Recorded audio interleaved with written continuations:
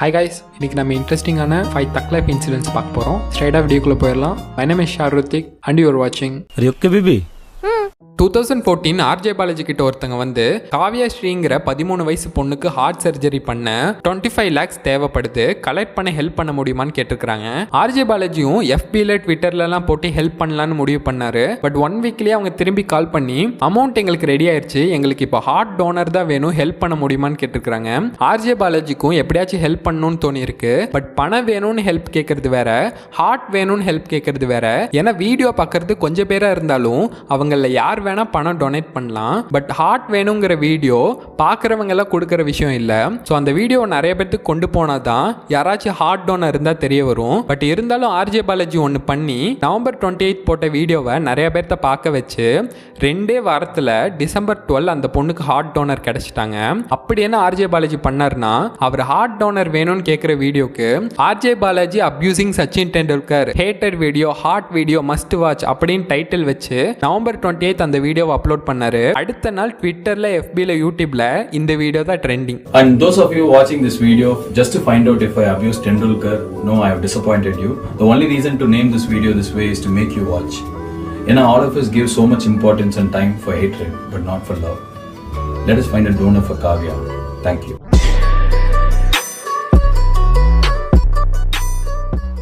காவ்யா ஸ்ரீக்கு heart donor வேணுங்கிற வீடியோவை ஆர்ஜே பாலாஜி அந்த பொண்ணை நேரில் சந்திச்சு அந்த வீடியோவை பண்ணி போட்டிருந்தாரு. அந்த வீடியோக்காக அந்த பொண்ணு வீட்டுக்கு போனப்போ நம்ம எல்லார் வீட்லயும் யாராச்சும் வந்தா நம்ம பேரண்ட்ஸ் ஒரு கேஷுவல் இன்ட்ரோ கொடுப்பாங்கல்ல, அந்த மாதிரி அவங்க அம்மாவும் காவ்யா ஸ்ரீ கிட்ட நீ இவரை சில படத்துல எல்லாம் பார்த்திருப்ப அப்படின்னு சொன்னாங்க. அதுக்கு ஆர்ஜே பாலாஜி என்ன சொன்னார்னா, Balaji I have seen you somewhere in films.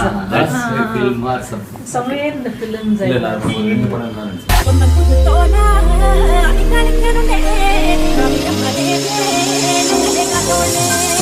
You didn't see Vadagari? It's international Hollywood film. No? Okay, good for you.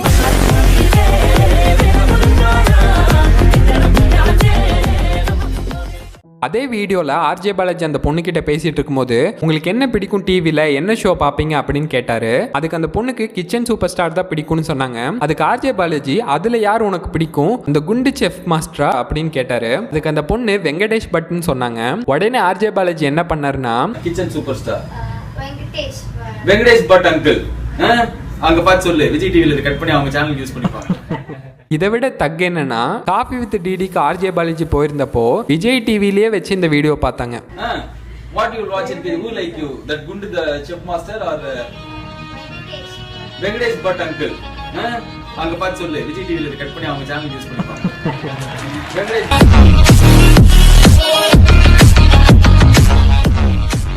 2019 நடிகர் சங்கம் எலெக்ஷன் நடந்துச்சு. எலெக்ஷன் ஆரம்பிச்சதுல இருந்து மீடியாலாம் நடிகர் சங்க எலெக்ஷன் பத்தியே பேசிட்டு இருந்தாங்க. ஓட் பண்ணிட்டு ஆர்ஜே பாலாஜி போகும்போது அவரை பேட்டி எடுத்தாங்க. அப்ப ஆர்ஜே பாலாஜி என்ன சொன்னார்னா,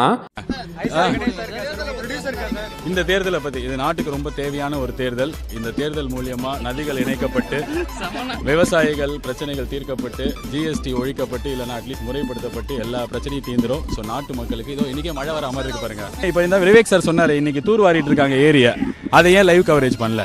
நீங்க பண்ணிருந்தீங்கன்னா நிறைய பேர் பசங்க பார்த்து எங்க பாரு செம்பரம் இல்ல ஏன் நீங்க மீடியாலேயே நான் கேட்கறேன், நீங்களாம் ஏன் அதை லைவ் கவரேஜ் பண்ணி பாருங்க. இங்க போராட்டம் வராங்க, அஜித் ரசிகர்கள் வந்திருக்காங்க, கொஞ்சம் விஜய் ரசிகர்கள் வந்திருக்காங்க, இப்போ நீங்க வரீங்களா உடனே வாங்க அப்படின்னு சொல்லிட்டு நீங்க பண்ணியிருந்தா இன்னும் ஒரு 100 பேர் அதிகமா போயிருப்பாங்களே.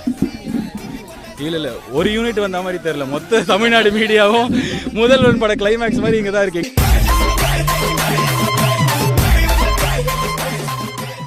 பொதுவாகவே அஜித் சார் எந்த ஒரு அவார்ட் ஃபங்க்ஷனும் கலந்துக்க மாட்டாரு. பட் இருந்தாலும் நீங்களே நோட் பண்ணியிருப்பீங்க, எந்த ஒரு அவார்ட் ஃபங்க்ஷனுக்கும் அஜித் சார் வரலைனாலும் அந்த ஃபங்க்ஷனில் அவரை பற்றி யாராச்சும் ஒருத்தங்களாச்சும் பேசுவாங்க. அது எதுக்குன்னு உங்களுக்கு புரியலன்னா இந்த வீடியோ பாருங்க. பேப்பரில் ஹலோ, நான் வந்து இந்த அவார்டு நேரில் வாங்கி கொடுக்கணும்னு நினச்சேன். இது இவ்வளோ என் வாழ்க்கையில் முக்கியமான அவார்ட். இது கிடைக்கிறதுக்கு முக்கியமான காரணம் தலை அஜித் குமார். ஏன் அவர் இதை போட்டாருன்னு தெரியல. ஆனால் நார்மலாக இப்போ அவார்ட் ஃபங்க்ஷனில் யாருக்கு கை தட்டிலே கிடைக்காதோ அவங்க வந்து அஜித் குமார் பேரை சொல்றது வந்து ஒரு டெக்னிக்காக வச்சிருக்காங்க.